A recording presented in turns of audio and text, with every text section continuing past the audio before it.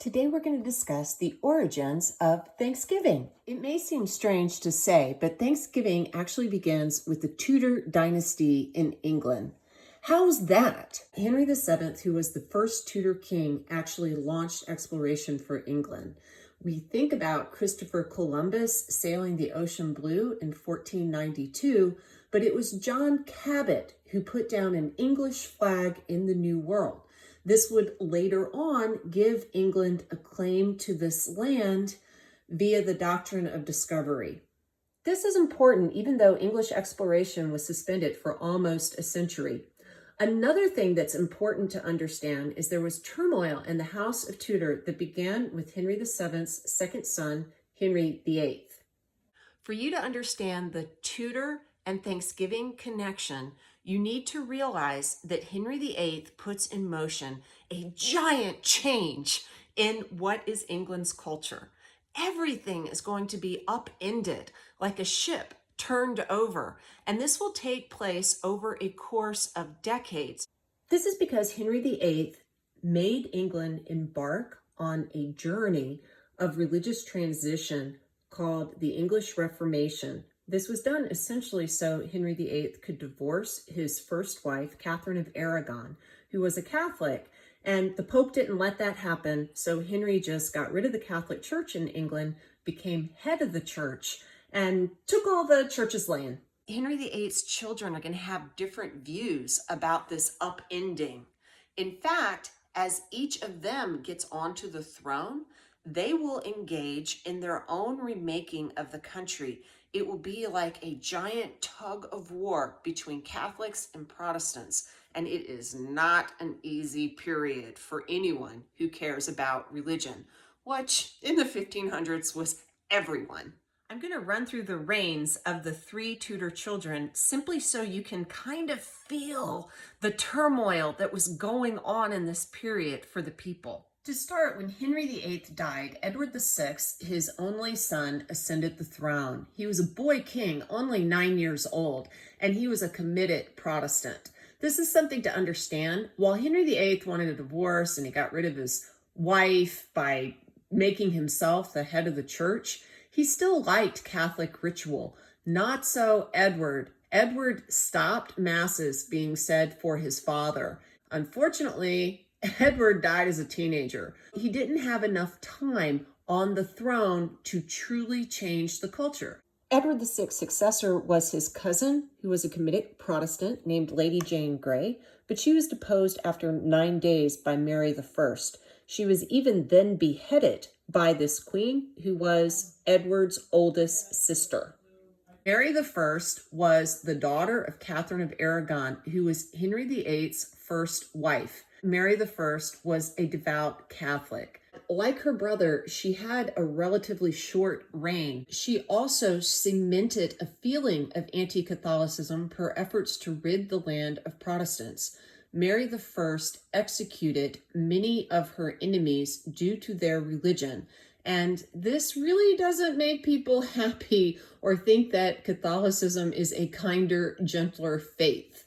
She's sometimes called Bloody Mary, and her sister Elizabeth I will play that up because Elizabeth, the final Tudor monarch, was a devout Protestant. Elizabeth was on the throne for 44 years during a period in which England became more stable. You had Shakespeare writing, you had exploration begin again, and she was able to entwine English identity with Protestantism. What does that mean? It means if you were English, you were a Protestant. This does not mean that all religious struggle between Protestants and Catholics was over in England. In fact, under the Stuart dynasty, Catholics tried to blow up Parliament along with the king in something called the Gunpowder Plot. By the way, if you're Catholic, I'm not making any statement about Protestants and Catholics and which is better or worse or who is more violent or less violent. This is simply the story of religious struggle within what is the mother country of the United States that will definitely play into the Pilgrims story, which is central to Thanksgiving. Let's focus in a little bit on what it meant to be a Protestant in England in the 1600s. The monarch was head of the Anglican Church. Is that the only type of Protestant that there is?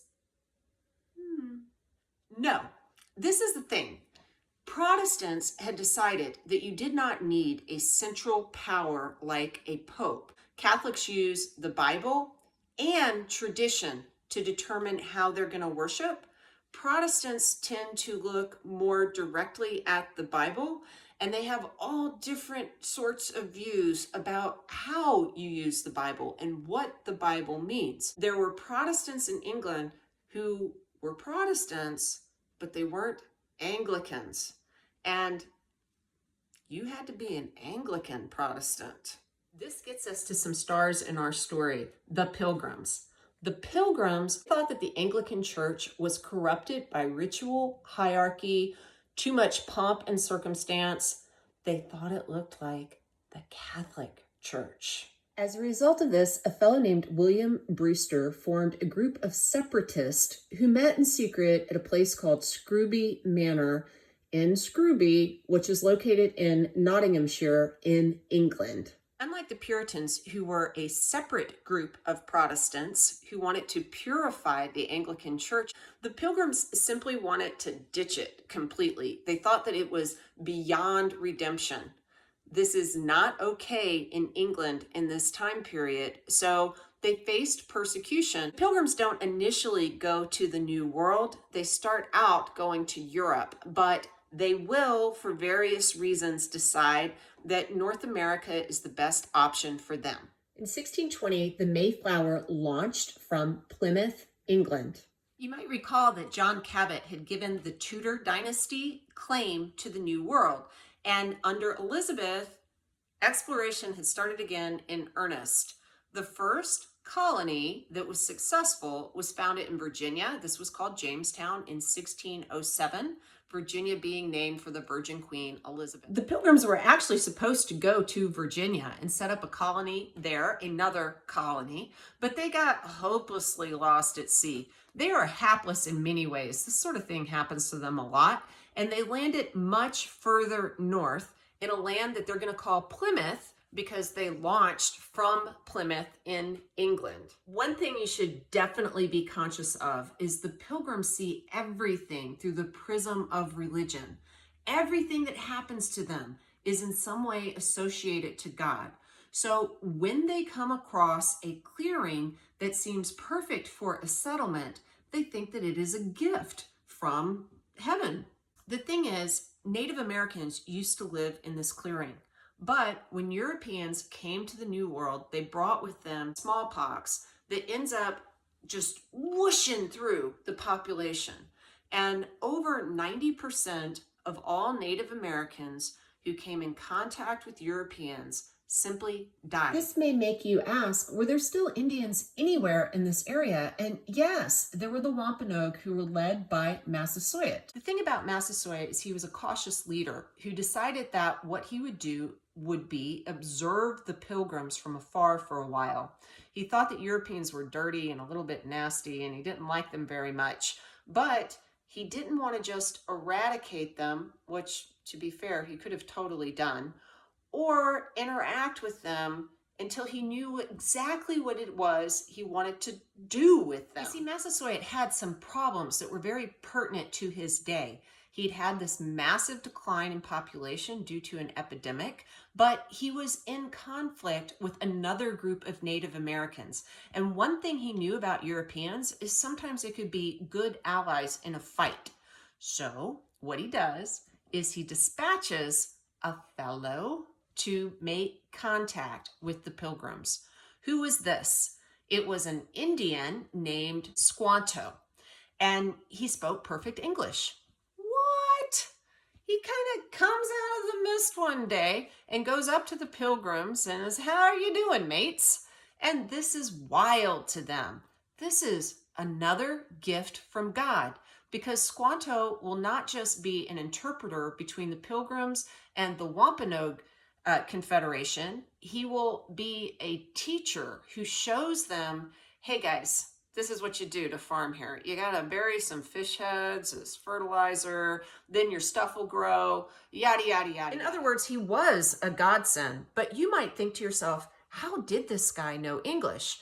And the thing is, he'd been kidnapped earlier by a compatriot of John Smith, who had been instrumental in the founding of Jamestown.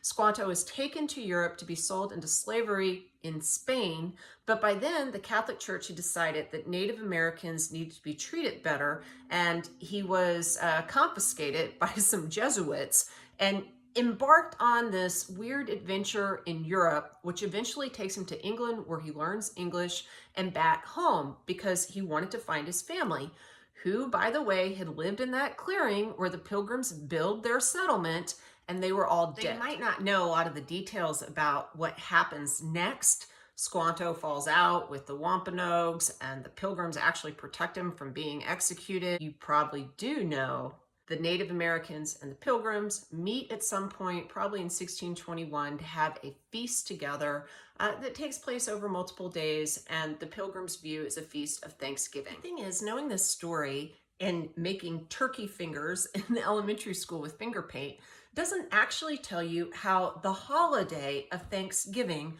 was created. The creation of the holiday is tied to a woman in the 1800s named Sarah Hale. She was the editor of a magazine, and she felt that we needed another national holiday to pull Americans together, especially during the antebellum era, in which people were really very polarized. There were only two national holidays in the United States in 1846, when she began lobbying Congress to get something else added to the calendar. And those two holidays were George Washington's birthday and Independence Day. Unfortunately, in the 1860s, the country broke apart and fell into a horrible, bloody, horrific civil war. But this lady did not give up. She still wanted to unify people. So she went to the Lincoln administration and said, hey man, maybe we should have this Thanksgiving holiday to remind people of our common bonds, our initial union. And Lincoln, after he had victories at Gettysburg and Vicksburg, said, you know what? That's a good idea. And he established the holiday in 1863. So this is kind of the interesting twist on the story. Sarah Hale did not really think about the Pilgrims when she started lobbying for Thanksgiving. You have to understand the 1500s and the 1600s, pretty much everyone was religious. That's why there were so many backs and forths between the Protestants and the Catholics. Even if a colony in the New World was founded predominantly for commercial purposes, like Jamestown, there would have been moments in which the colonists gave thanks for all of their blessings. That just was par for the course. Why did you not point to Jamestown as the original site for the first Thanksgiving, which it almost surely was? Jamestown was in the South. Jamestown was in Virginia. Virginia engaged with slavery. Let's not make that our foundational story.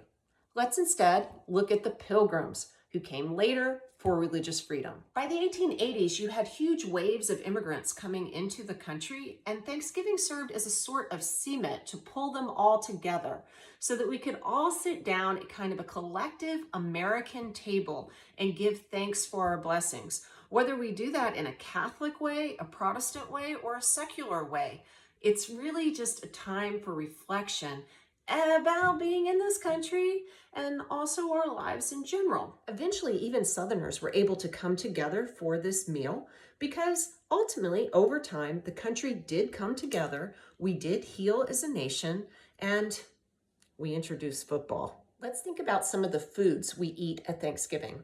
Cranberry sauce, pumpkin pie. Those things were popular in the 1800s when Sarah Hale was lobbying for this holiday. If you really want to eat an authentic Thanksgiving meal, go out, find yourself a deer. If you don't like venison, don't worry. Go with the 1800s menu. Eat your turkey with stuffing. Have your pecan, apple, and pumpkin pie. One of my best friends makes lamb because she comes from a Greek background. This is what's important. Remember that Americans are one people, even when they have different opinions, even when they have different backgrounds, even when they come from initially different countries. We are the United States. Give thanks for what is good in your country and in your life. Happy Thanksgiving.